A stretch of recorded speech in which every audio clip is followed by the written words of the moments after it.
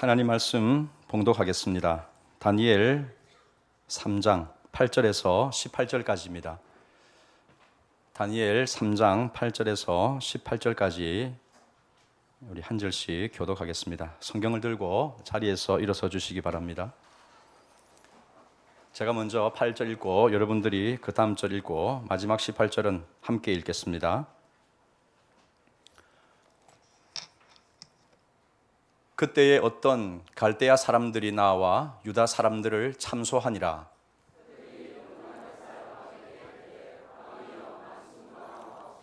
왕이여, 왕이 명령을 내리사 모든 사람이 나팔과 피리와 수금과 사면금과 양금과 생황과 및 모든 악기 소리를 듣거든 엎드려 금 신상에게 절할 것이라.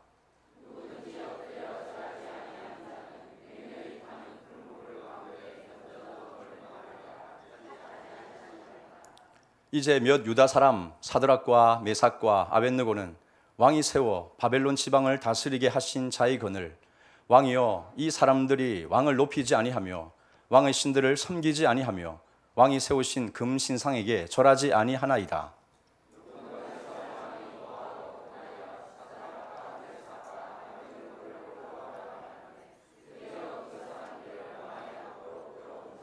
느부갓네살이 그들에게 물어 이르되 사드락 메삭 아벳느고야, 너희가 내 신을 섬기지 아니하며 내가 세운 금 신상에게 절하지 아니한다 하니 사실이냐?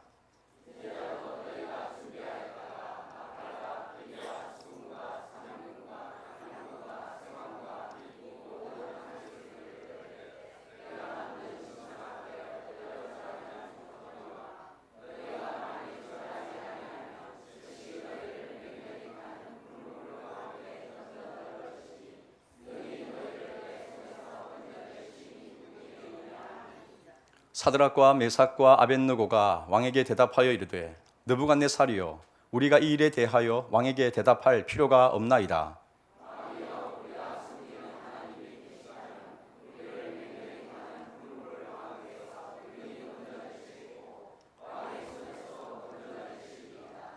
그렇게 하지 아니하실지라도 왕이여, 우리가 왕의 신들을 섬기지도 아니하고 왕이 세우신 금 신상에게 절하지도 아니할 줄을 아옵소서. 아멘. 예, 자리에 앉아 주시기 바랍니다. 예, 성도님들 휴직이 잘 보내고 계십니까? 예, 휴직이 말 그대로 쉬는 기간 뭐 이런 뜻이 되겠는데요. 예, 여러분들의 신앙이 이 휴직기를 통해서 어디까지 떨어질 수 있는지를 테스트하는 기간으로 삼지 마시기를 바랍니다. 반대로 생각하십시오. 언제까지, 어디까지 내 신앙이, 영성이 자랄 수 있는가, 그것을 여러분들 확인하는 그런 자리로 이 휴직기를 삼았으면 좋겠습니다. 날씨가 많이 덥죠. 예. 하지만 옆 사람 참 쳐다보기가 부담스럽긴 하지만 우리가 인사하고 시작했으면 좋겠습니다. 예배 드리기 딱 좋은 얼굴입니다. 그렇게 한번 해주십시오. 썽을 낼 수가 없겠죠. 웃으면서 예배 드리기 딱 좋은 얼굴입니다. 예. 괜히 인상 쓰지 마시고 밝은 표정으로 쳐다봐 주시면 좋겠습니다. 이왕 붙잡혀 오신 거 보약 한 첩 드신다 생각하시고 좋게 또 이렇게 이 시간을 드리면 은혜가 될 줄로 믿습니다. 예, 담임 목사님을 대신해서 오늘은 제가 여러분들과 오늘 이 다니엘서 말씀으로 함께 은혜를 받고자 합니다. 조국을 떠나서 포로로 잡혀 가버린 사람들이 있습니다. 슬픔의 시대를 살았고 참 고통 속에 눈물을 흘렸던 그 비운의 주인공들이 있습니다. 만약에 이들이 소명을 발견하지 못했더라면 그 생이 금방 이 땅에서 마감을 했든지 아니면 그 바벨론 땅의 문화에 동화가 되어져서 하나님의 백성이 아닌 것처럼 그렇게 살았었을 것입니다. 그런데 감사하게도 그들은 이 우상으로 우겨 쌓임을 당한 그런 상황 속에서 한 줄기 빛처럼 하나님의 소명을 받았습니다. 하나님이 나를 이곳에 보내신 뜻을 그들은 알았습니다. 그렇기 때문에 그들은 그 자리에서 순교가 능사가 아니고 내가 이 자리에서 살아남아서 하나님의 맡겨주신 일을 감당해야 될 일이 있구나, 이 사실을 알고는 묵묵하게 그 자리를 견뎠던 사람들이 있습니다. 바로 다니엘과 그 세 친구 사드락, 메삭, 아벳느고죠. 오늘은 저희들이 이 다니엘의 세 친구라고 보통 우리가 알고 있는 사드락, 메삭, 아벳느고에 대한 얘기를 함께 나누고자 합니다. 참 이들이 다니엘의 참 그늘에 가려져서 참 2인자처럼, 그것도 항상 이 세트로 이렇게 세 사람이 뭉쳐 있지 않습니까? 자기 이름이 엄연히 있고 개인적으로 참 존중받고 싶지만 항상 우리는 사드락, 메삭, 아벳느고를 묶어서 이렇게 생각을 합니다. 서운할 수 있습니다. 어쩌면 오늘 이 시대에 따지면 뭐 국민청원감이라 할 수 있습니다. 내 이름을 돌려줘, 새 친구라 부르지 말고 내 이름 돌려다오, 이렇게 말할 수도 있습니다. 하지만 이 세 친구 사드락, 메삭, 아벳느고 이렇게 말하면 좀 기니까 저는 좀 줄여서 세 친구라고 말을 하겠지만 이 세 분이 우리에게 보여주는 신앙이 참으로 작지 않다 할 수 있습니다. 이들이 오늘 주인공으로 등장하는 본문이 바로 다니엘 3장이 되겠습니다. 오늘 이 3장에 나오는 이 사드락, 메삭, 아벳느고 이 인물들의 이 신앙을 우리가 함께 살펴보면서 오늘 이 시대에 우리가 어떤 마음으로 하나님 앞에 살아야 될 것인가를 돌아보는 기회가 되어졌으면 좋겠습니다.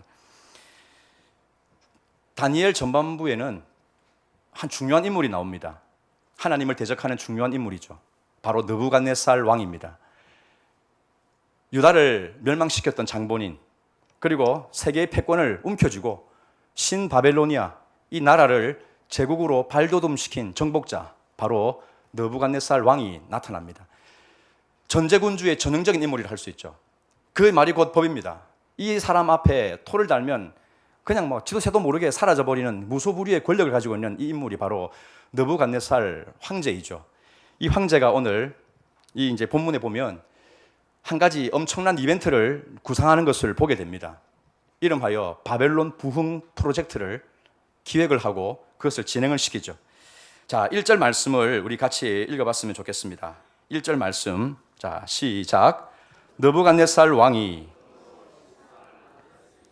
높이는 60규빗이요 너비는 6규빗이라 그것을 바벨론 지방의 두라 평지에 세웠더라. 아멘. 자, 여기 규빗은 이 성경의 이제 단위죠. 높이, 길이를 재는 단위인데 60규빗은 약 27m에서 한 30m 정도. 아파트 한 10층 높이라고 보시면 되겠습니다. 아주 높은 이제 그런 신상이 세워졌다는 겁니다. 너비는 6규빗, 이게 3m 정도가 됩니다. 그러니까 너비는 그렇게 넓지 않은데 높이가 쫙 세워져 있는, 그리고 그 재료가 순금으로 되어 있다고 했습니다. 순금. 100% 금이니까 얼마나 번쩍번쩍 빛이 나겠습니까? 이 신상을 세워놓고 전국에 있는 수령들, 장관들 다 불러 모아서 그 앞에 참배하게 하겠다. 이게 느부갓네살 왕의 그런 구상이었습니다. 아마 전국 각처에 있는 이런 권력을 지향하는 이런 사람들을 그냥 하나를 묶어서 이렇게 통솔하고자 하는 이 통치권을 세우려고 하는 하나의 심산이라고 볼 수도 있겠죠. 그렇게 이제 신상이 세워졌습니다. 그런데 이 왕이 금신상을 세운 것은요, 이 왕이 과거에 꿈을 꾼 적이 있었습니다. 자기가 꾼 꿈과 비교해서 보면 이렇게 할 수 없을 텐데라는 그런 의문을 갖게 만드는 일을 하고 있더라는 겁니다. 다니엘 2장에 보면 이 느부갓네살 황제가 꿈을 꾸게 됩니다. 그리고 그 꿈을 이 다니엘이 이제 해석을 해주죠. 그 꿈의 내용을 보면 이렇습니다. 꿈에 거대한 신상이 이제 하나가 드러나죠. 머리는 금으로 되어 있고 가슴은 은, 그 밑으로는 청동, 철, 진흙 이런 여러 가지 복합 재료들이 섞여진 거대한 신상이 있었는데 어디선가 날아온 이 돌이 이 신상을 때려가지고 완전히 허물어뜨려 버리는, 부서져 내려버리게 만드는 이 꿈을 꾸게 되었더라는 거죠. 이것을 다니엘이 풀어주는데 그 꿈의 메시지는 바로 그것입니다. 이 땅에 영원한 제국은 없다. 하나님의 나라만이 영원하다 하는 그 메시지가 하나님이 이 느부갓네살 제국의 황제에게 꿈을 통해서 이제 보여주신 겁니다. 이 꿈의 해석을 듣고는 이 황제가 하나님을 찬양하기 시작을 합니다. 야, 하나님 정말 위대하시다. 그리고 일개 유대 소년에 불과했던 이 다니엘에게 절하기까지 합니다. 그만큼 이 경이로운 이런 꿈의 내용들을 이제 들었으니까 놀란 것이죠. 그런데 찬양 일색이었던 이 다니엘이 갑자기 생각이 이제 바뀌게 되어지죠. 그리고 오늘 이 본문에 나오는 이 금신상을 세우게 되었다는 것이죠. 꿈의 내용을 알았다면 결코 할 수 없었을 그런 일을 하였다는 겁니다. 여러분, 우리는 이 자리에서 그것을 한 가지 확인할 수가 있죠. 하나님을 경외함이 없는 사람은요, 깨달으라고 은혜를 주셔도 그것을 내 야망의 도구로 삼는 그런 특징이 있습니다. 내 유익을 위해서 쓴다는 거죠. 꿈에서는 제국은 영원하지 않구나, 이것을 깨달았을 텐데 이제 그 태도가 이제 바뀌어져서, 아니야, 아무리 하나님이 이런 것을 보여주셔도 내가 세운 내 제국은 망하지 않아. 내 힘으로 그거를 만들어 볼 거야. 이게 바로 느부갓네살에게 있었던 그런 야망이었습니다. 하나님의 은혜를 도리어 다른 것으로 바꿔버렸죠. 그 꿈에 보여줬던 신상의 영감을 받아가지고 100% 올금, 그 머리가 금으로 되어 있다는 그 말은 바벨론 제국을 상징하는데, 온 전신에 그냥 금으로 되어져 버린 이 신상을 세우는 이런 짓을 했다는 겁니다. 하나님으로부터 독립된 나의 제국, 그것을 세워보려는 이 야망, 이 서막이 바로 신상을 세우는 일이었다는 것이죠. 신전을 완공을 합니다. 그리고 이 낙성식을 이제 벌이게 되죠. 그러면서 이제 전국의 수령들을 다 불러 모읍니다. 내노라 하는 그런 지방의 지도자들, 모든 사람을 다 소집을 시킵니다. 누가 이 황제의 명령을 거역할 수가 있겠습니까? 거기다가 거기는 또 온갖 각국의 악기들이 여기 대령이 되어져 있다고 했습니다. 여기 이제 5절에 보면 여기 이제 뭐 나팔부터 해서 피리, 수금, 사면금, 양금, 뭐 온갖 각국의 악기들이 다 동원이 되어집니다. 각국의 내노라는 뮤지션들 다 참여해가지고 그냥 오케스트라를 쫙 만들어 놓고는 그런 막 밴드를 가지고 연주를 하는데, 엄청난 규모로 이 성전 신상 낙성식을 이렇게 벌이게 된다는 것이죠. 모여있는 그 무리들, 고위 관료들부터 모든 권력자들, 그리고 음악이 동원되어지는 이 무대를 한번 여러분들 상상을 해보십시오. 얼마나 대단하겠습니까? 사회자의 진행에 따라서 이제 의식이 진행되어지죠. 지금부터 자랑스러운 바벨론 제국의 무궁한 영광을 위하여 몸과 마음을 바쳐 충성을 다짐하는 그 의식을 거행하겠습니다. 빵빠라가 울리고 음악이 연주가 되면 이곳에 있는 모든 사람들은 일제히 그 자리에 엎드려서 신상 앞에 절하시기를 바랍니다. 만약에 이 명을 어기는 자가 있다면, 저기 저 보이죠? 저 극렬히 타는 풀무불, 저 풀무불 속에 집어 던져 버리겠다는 황제의 지엄한 분부가 있었습니다. 참고하시고 시키는 대로 하세요. 이렇게 됐다는 것입니다. 드디어 음악이 연주가 됩니다. 사람들이 한 사람, 두 사람 그 신상 앞에 절하기 시작하는데, 한번 상상을 해보십시오. 상상을. 온 전신이 금으로 뒤덮여져 있는 그 신상이 드넓은 그 평원에 쫙 서 있습니다. 안 그래도 빛이 번쩍번쩍한데 태양빛을 받아가지고 진짜 눈부실 정도로 엄청난 광경 아니겠습니까? 그것만 받아도 충격을 받을 텐데, 거기에 이 사람의 마음을 뒤집어 놓는 음악이 깔립니다. 장중하고 유려한 선율들이 쫙 이렇게 깔리게 되면요, 이 없던 감흥도 생기지 않겠습니까? 이미 거기에 사람들은 압도가 되어져 버립니다. 야, 참 은혜를 받아도 이런 은혜가 없는 거죠. 우리가 예배 때 그렇게 사모하는 그 은혜가 이 우상에게 절하는 이런 상황 속에서 만들어지고 있다는 것입니다. 음악이 깔리고 한 사람, 두 사람 절을 하는데 그게 억지로 해서 하는 사람이 없습니다. 자기도 모르게 거기에 감동이 되어져 버립니다. 그런 거 있잖아요. 보통 우리가 군중들이 함께 뭔가 쫙 하면 나는 처음에 생각도 없었는데 나도 모르게 딸려가 버리는, 한 사람, 두 사람이 은혜를 받고 감동을 받아서 막 하니까 집단적인 숭배가 이루어집니다. 그러니까 개인의 자아는 거기서 사라져 버리는 거죠. 집단적인 일체감, 거기서 오는 감동이 있습니다. 이걸 통해서 제국이 정말 위대하다, 우리 바벨론은 정말 위대해, 정말 누가 시키지 않아도 그냥 두 손 들고 찬양하는 이런 일들이 지금 이 신상 낙성식에서 나타나고 있다는 것이죠. 거기다가 황제의 명령이 있었습니다. 이거를 거역하면 극렬한 풀무불 속에, 용광로 속에 집어 던져 버린다 그랬으니까 이 명령을 거역할 사람이 과연 누가 있겠습니까? 이 절대 권력자의 이 추상 같은 명을 누가 거절을 하겠습니까? 그런데 여러분, 오늘 우리가 이제 읽었던 본문에 보면 그것을 거스리는 인물이 나오죠. 신상 앞에 모두가 절하는 이 장면들을 이 다 왕좌에, 옥좌에 앉아가지고 느부갓네살이 흐뭇한 모습으로 쳐다봅니다. 그러면 그렇지, 자 이래 보는데 그 황제한테 고발장이 들어가죠. 그게 이제 8절부터 12절까지 나오는 내용입니다. 어떤 갈대아 사람들이라고 나와 있죠. 갈대아 사람들은 그 황제의 고위 관료들입니다. 이 별을 보고 점을 치는 천문학자들, 점성술사들, 이런 사람들이 준데, 이들은 평소에 이 유대 출신이었던 다니엘 그리고 이 세 친구를 아주 눈의 가시처럼 시기하고 이렇게 다 주목하면서 보았던 그런 자들이죠. 그런데 이 자들이 황제한테 참소를 한다는 것입니다. 참소. 황제 폐하께서 이 음악이 울릴 때 이 신상 앞에 절하지 않는 무리가 있다면 저 맹렬한 풀무불 속에 집어던져 버린다고 하셨죠. 그랬지. 그 자들이 있습니다. 허리를 꼿꼿이 세우고 절하지 않는 이 건방진 작자들이 있습니다. 그들이 누구입니까? 자, 12절 말씀 같이 읽겠습니다. 12절 시작. 이제 몇 유다 사람 사드락과 메삭과 아벳느고는 왕이 세워 왕을 높이지 아니하며 왕의 신들을 섬기지 아니하며 왕이 세우신 금 신상에게 절하지 아니하나이다.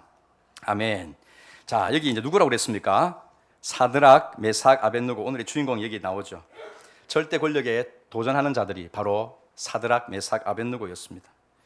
이들은 이제 유다에서 이제 바벨론으로 잡혀와서는 자신들의 어떤 실력을 인정받아 가지고 그게 행정 능력이죠. 이걸 인정받아 가지고 바벨론의 추천을 통해 지방에 이제 장관으로 나가 있었던 사람들인데 아마 이제 이 낙성식에 참여하기 위해서 이렇게 와 있었던 것으로 보여집니다. 그런데 그들이 지금 뭘 하고 있습니까? 목숨 거는 일을 하고 있는 것이죠. 목숨 거는 일을. 예. 자, 13절 말씀은 제가 읽을 테니까 14절은 이어서 여러분들이 읽어주시면 좋겠습니다. 느부갓네살 왕이 노하고 분하여 사드락과 메삭과 아벳느고를 끌어오라 말하며 드디어 그 사람들을 왕의 앞으로 끌어온지라.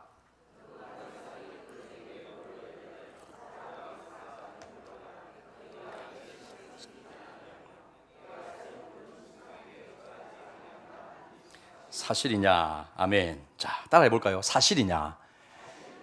왕이 절대 권력자인 왕이 정말 그게 사실이냐라고 이래 물었습니다.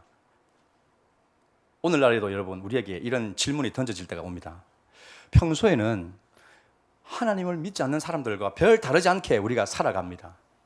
구분이 안 됩니다. 구분이. 그런데 어떨 때는 내가 어느 라인에 서 있는가 이거를 내 말을 통해서 행동을 통해서 밝혀야 될 때가 옵니다. 어느 라인이냐? 자, 오늘 본문에 보니까 두 개의 라인이 나옵니다. 두 개의 라인이. 두 개의 갓 라인이 나옵니다. 갓 라인. 하나는요. 하나님, 여호와 하나님, 갓 라인이 하나 있고 또 하나의 라인은요. 느부갓 라인입니다. 느부갓네살 라인입니다. 평소에는 모르는데 어떨 때는 이거를 결단하라고 우리에게 질문이 던져질 때가 있습니다. 어떤 사람은 그 장소가 자기 집에 어르신이 돌아간 그 제사 자리일 수 있습니다. 어떤 사람은 신앙을 표현할 때가 오는 것이죠. 어떤 사람은 원치 아니하게도 고객이나 이 바이어들을 접대하는 자리가 그 자리가 될 수도 있습니다. 어떤 사람은 주일 아침이 그 자리가 될 수도 있죠. 네가 어느 줄에 서 있느냐, 하나님 라인이냐 아니면 세상 라인이냐라고 서 있는 그거를 우리가 실제로 밝게 될 때가 온다는 겁니다. 여러분들의 말로, 행동으로. 오늘 이제 이 본문에 보면 네가 정말 절하지 않은 게 사실이냐라고 물었던 이거는 엄청난 질문이죠.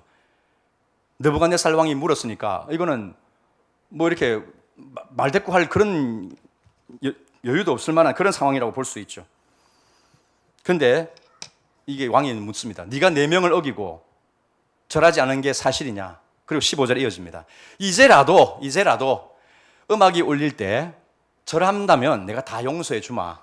한 번 더 기회를 줄게. 딱 한 번만 절하면 내가 봐줄게.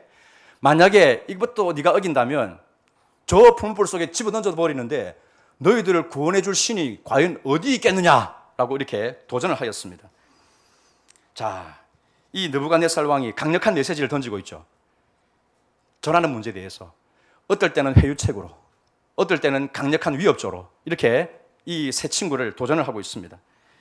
자, 여러분, 자기 발밑에 굴복시키려고 하는 이 수작을 우리가 다 알죠. 이 세 친구도 알 겁니다. 그런데 여기에는요, 거역할 수 없는 그런 무서움, 교묘함 이런 것들이 들어있지 않습니까? 이게 문제라는 겁니다. 여러분들도 마찬가지입니다. 목숨이 달린 문제가 있습니다.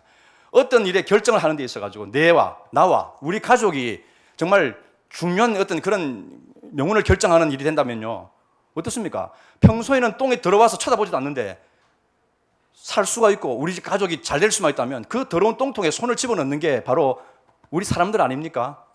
그만큼 무섭고 교묘하고 강력하게 도전해오면 누구도 그것을 막을 수가 없다는 겁니다. 너희를 내 손에서 건져낼 신이 누가 있겠느냐?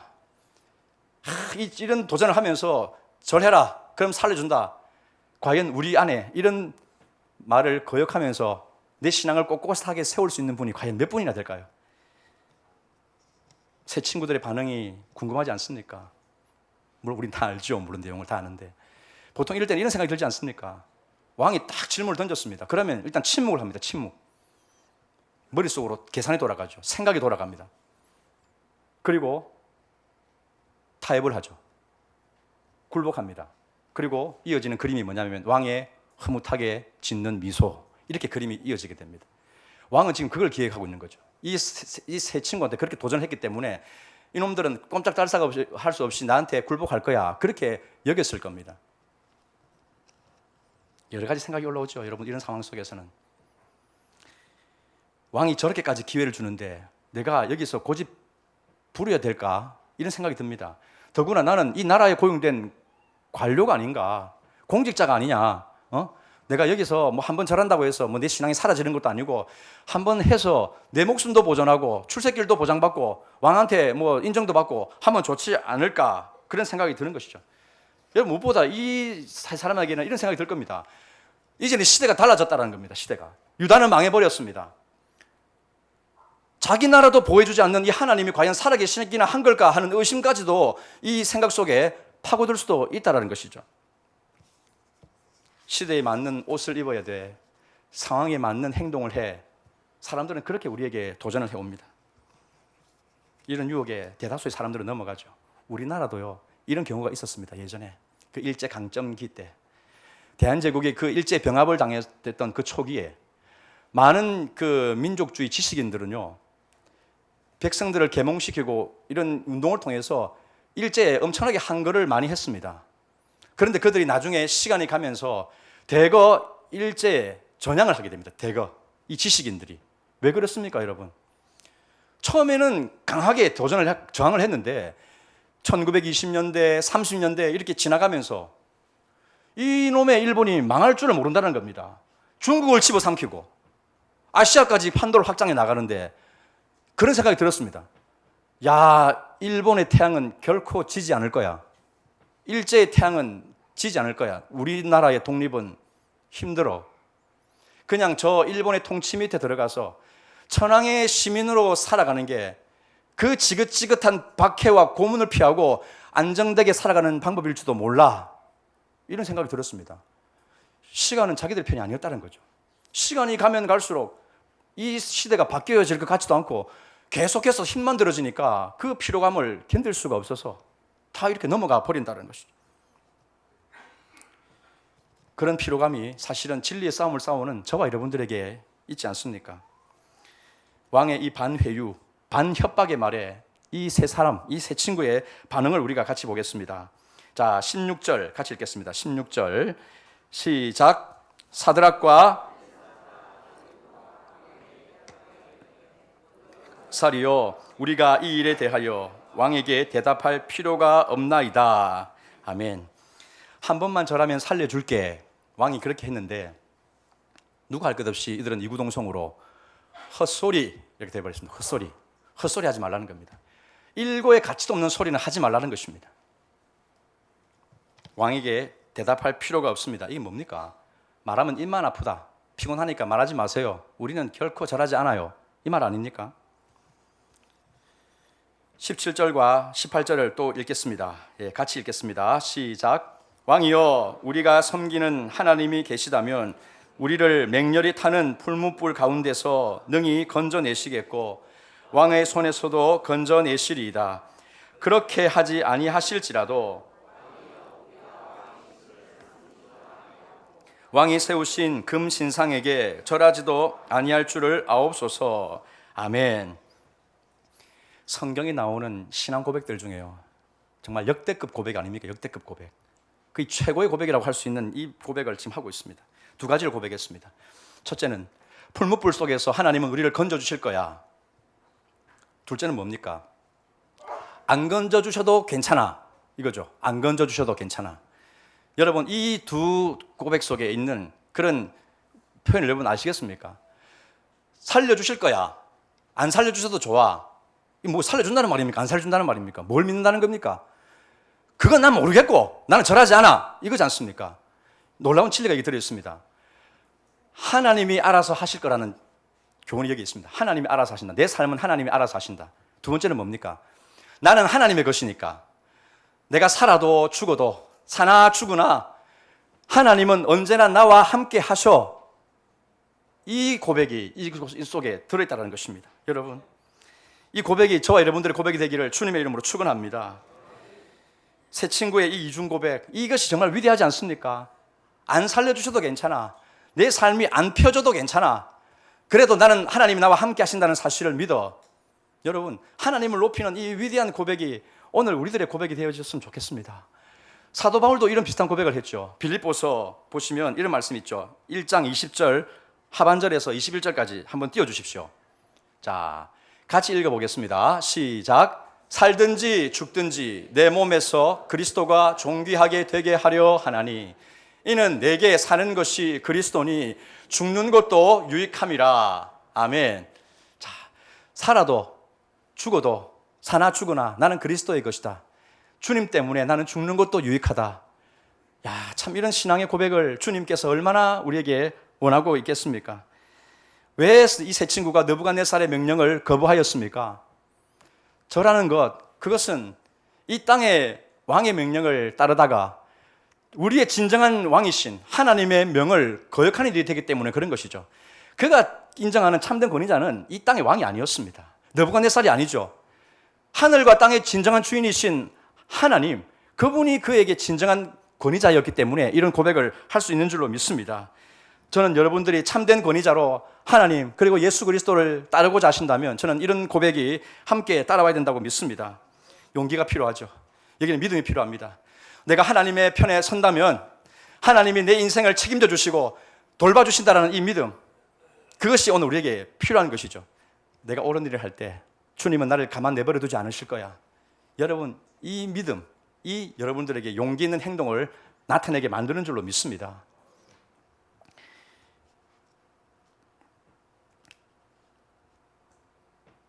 참된 권위자의 이 말씀을 따르기 위해서, 율법을 지키기 위해서, 어떤 신상에도 절할 수 없는 이 십계명의 1계명을 지키기 위해서 기꺼이 자기의 목숨을 내어놓는 모습을 우리는 여기서 보고 있는 것이죠.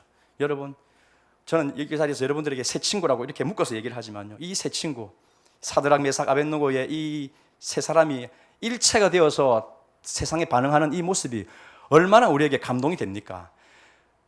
한 사람이면 많이 외로워 보이지 않습니까? 근데 두 사람도 좀 부족하죠. 근데 이 세 사람이 다 의기투합해가지고 우리는 절대 금시상에 절하지 말자, 이런 각오를 밝히는 이 세 사람의 모습을 보십시오. 정말 속이 꽉 찬 고기만두 같지 않습니까? 꽉 차 있습니다. 꽉 차 있어요. 여러분, 온 천하가 등을 줘도 이 세 사람만은 딱 붙어서 있는 이 모습 보면 정말 무적 3인방의 모습을 봅니다. 저는 우리 화평교회 안에 이런 분들이 연합이 되어져 가지고 이 세상의 불의한 그런 권력과 잘못된 요구 앞에 굴복하지 않는 그런 믿음을 표현할 수 있는 이들이 일어날 수 있기를 주님의 이름으로 축원합니다. 우리 청년들 여기 있죠. 멋진 청년들.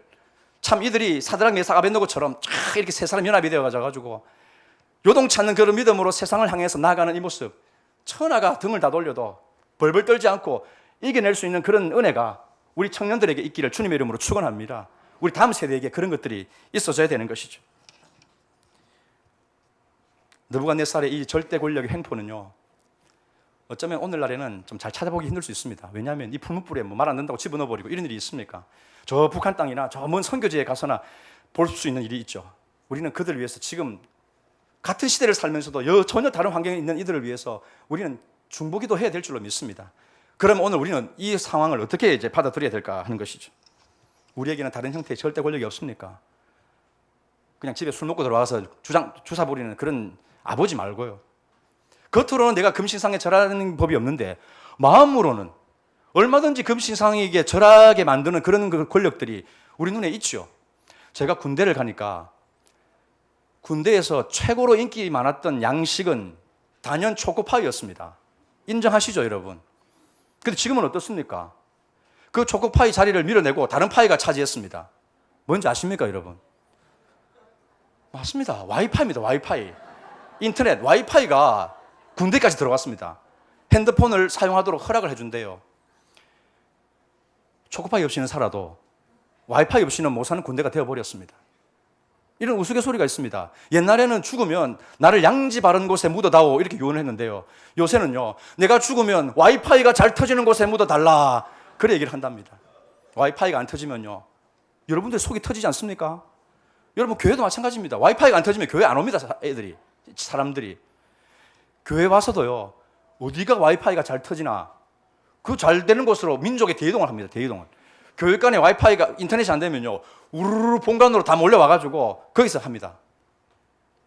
절대 권력 아닙니까 이게? 보이지 않는 절대 권력이죠.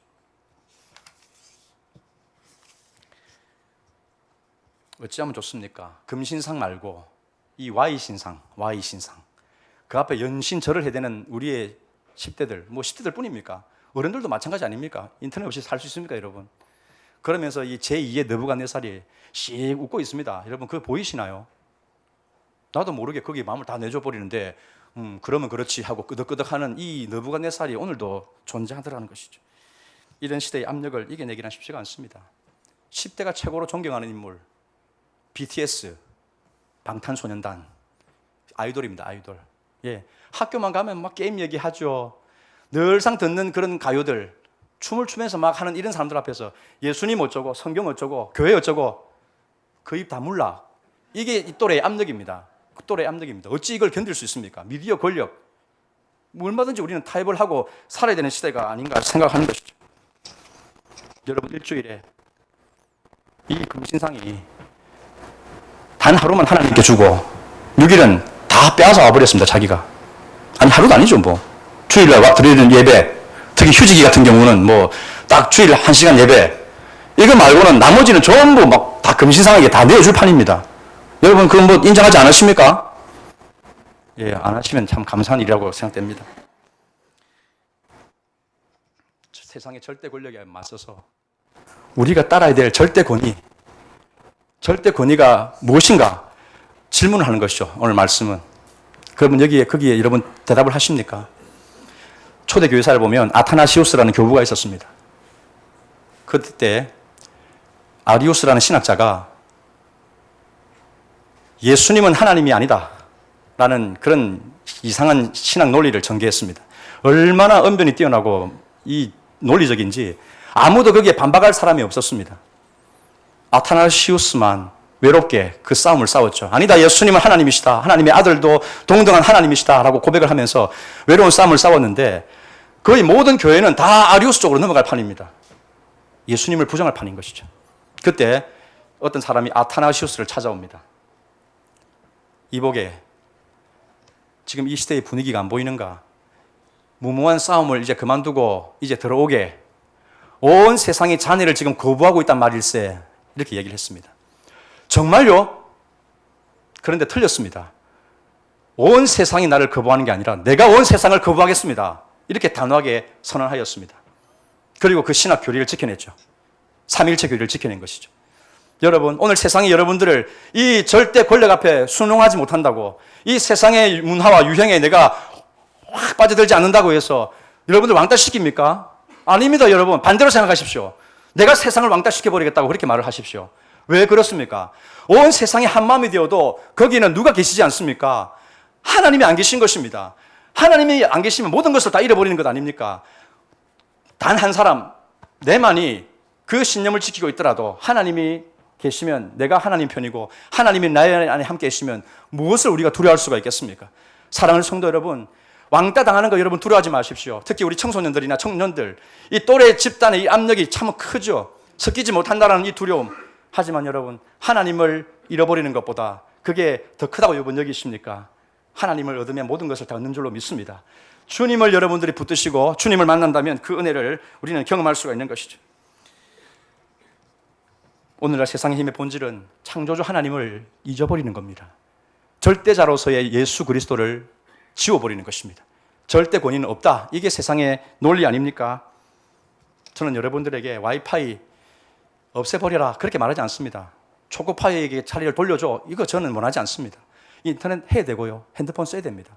왜냐하면 이 사드락과 메삭과 아벳느고가 다니엘 1장에 보면요, 왕의 요구에 대해서 수용했거든요. 어떤 것은 수용했습니다. 뭘 수용했습니까? 이방 학문을 배우는 거, 바벨론의 학문을 배우는 거, 다 우상에 관련된 공부인데 다 배우는 거 수용했습니다. 자기 이름을 바꿔버리는 거 수용했습니다. 하나냐, 미사엘, 아사랴, 원래 이름이죠. 하나님을 찬양하는 이름입니다. 그런데 사드락, 메삭, 아벳느고로 바뀌었습니다. 바벨론을 섬기는, 신을 섬기는 이름입니다. 귀신 이름이죠. 지금 말로 말하면 그런 겁니다. 장군 귀신님, 지켜주세요.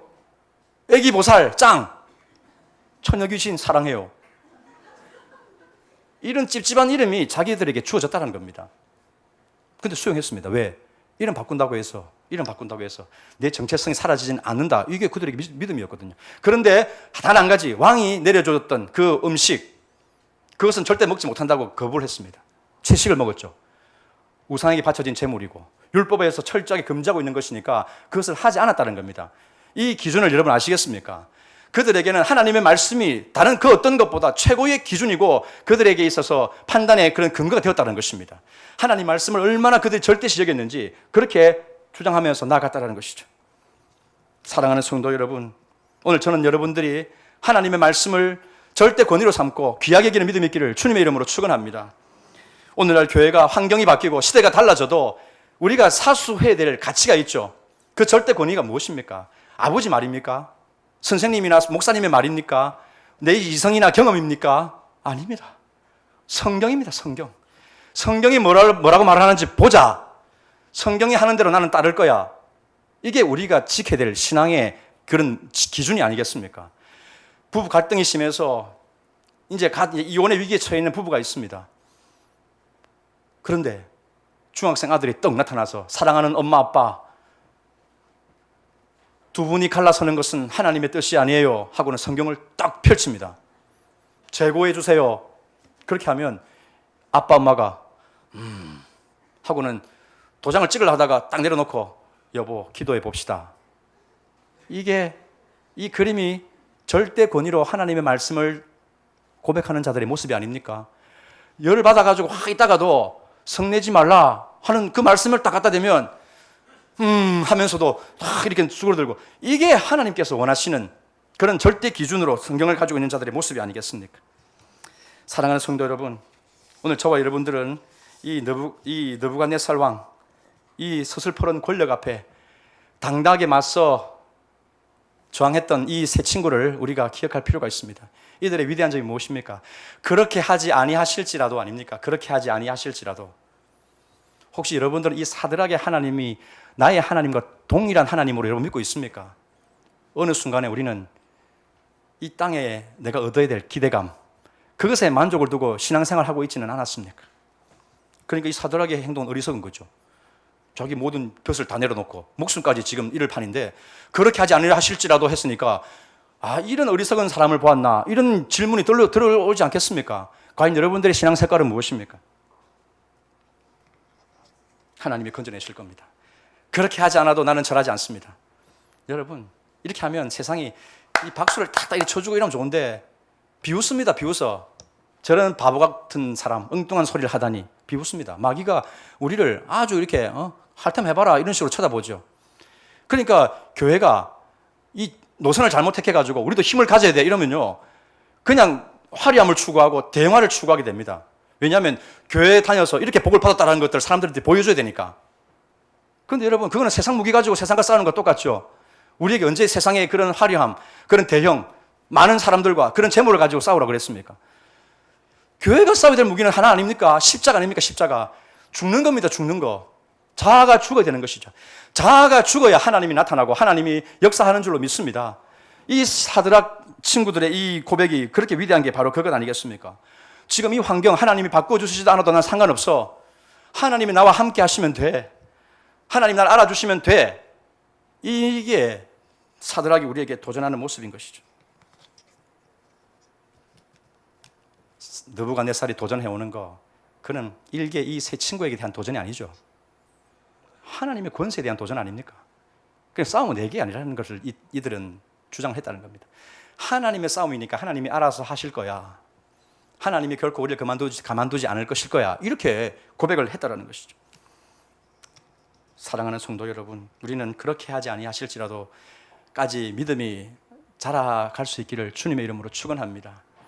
내가 사랑하는 것은 하나님이어야지 하나님 플러스 뭐가 되어가지고 내 노후를 더 사랑하고 내 통장을 더 사랑하고 내 부동산을 사랑하고 내 자녀의 진로를 더 사랑하고 그렇게 한다면 우리는 이 땅의 것으로 끝나버리는 인생인 것이죠.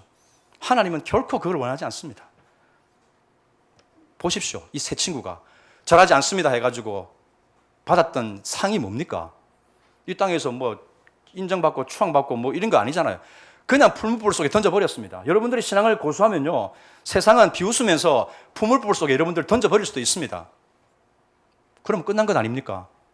이런 개죽음을 내가 왜 당해야 되나? 그렇게 하면서 신앙을 등지는 사람들도 많습니다. 여기까지가 땅에 속한 스토리인 거죠. 땅에 속한 스토리. 믿는 사람들, 그리스도인은 어떤 사람입니까? 땅의 일로 끝나는 사람들이 아니죠. 스토리는 이어집니다. 스토리는. 우리가 18절까지 봤습니다.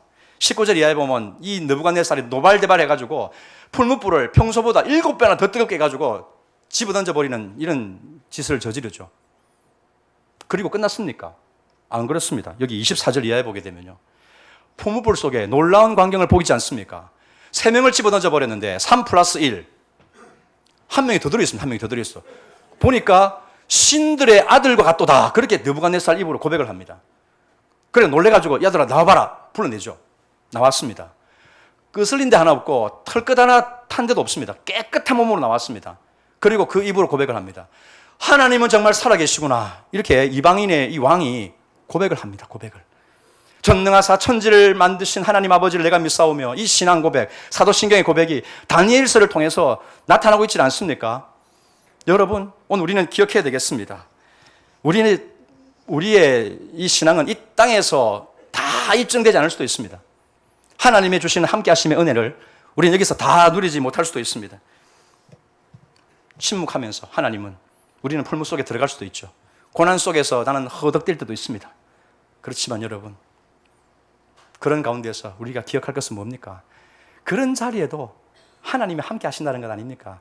심지어는 죽음의 자리조차도 주님께서 우리에게 함께 하셔서 그거를 건져내셔서 부활의 생명으로 살아가게 하시는 전능하신 하나님인데 우리가 무엇을 두려워할 수가 있겠습니까? 사랑하는 성도 여러분, 오늘 저는 여러분들이 오늘 이 말씀을 통해서 이 말씀의 거울 앞에 내 신앙의 민낯을 한번 곰곰하게 짚어보시기를 바랍니다. 나는 이 땅의 필요, 이 땅의 안녕, 그걸 위해서 이 믿음을 추구하며 나오지 않았는가? 그래서 말씀은 절대 권위가 아니고 나한테 도움이 되면 말씀을 취하지만 나한테 뭔가 불리하고 이 세상 권력에 있어서 손해가 보겠다 싶으면 말씀을 정말 잠시 내려놓는 그런 삶을 여러분 살진 않았습니까? 손쉽게 세상의 명령, 유혹에 넘어가 버리는 이런 어물쩍 넘어가 버리는 이런 믿음, 그건 사드락과 메삭과 아벳느고의 하나님이 우리의 하나님이 아니라는 걸 보여주는 거죠. 동일해야 됩니다. 동일해야 돼요. 이 성경에 나오는 인물들이 보여주는 하나님의 그 위대함은 여전히 오늘날에도 우리에게 위대함인 것이죠. 그 하나님을 여러분들은 경험하고 있습니까? 그 하나님을 경험하기를 주님의 이름으로 축원합니다. 그렇기 때문에 내가 사나 죽으나 내가 그리스도의 것이고 내가 살아도 주를 위해 살고 죽어도 주를 위해 산다라는 이 믿음, 이 아름다운 고백이 여러분들 가운데서 이 세상에 제2, 제3의 느부갓네살 나타나도 그것을 넘어뜨리고 하나님의 영원한 나라를 세워가게 하시는 줄로 믿습니다. 말씀을 정리하겠습니다. 여러분, 우리의 삶은 아직 끝이 아니죠. 여러분, 끝이 아닙니다. 풀무불, 그게 우리 삶을 끝맺지를 못합니다. 믿으시죠, 여러분? 우리의 끝을 결정하는 분은 하나님입니다. 하나님이 아직 멀었다 하면 여전히 우리의 삶은 지탱이 되어지는 것이죠.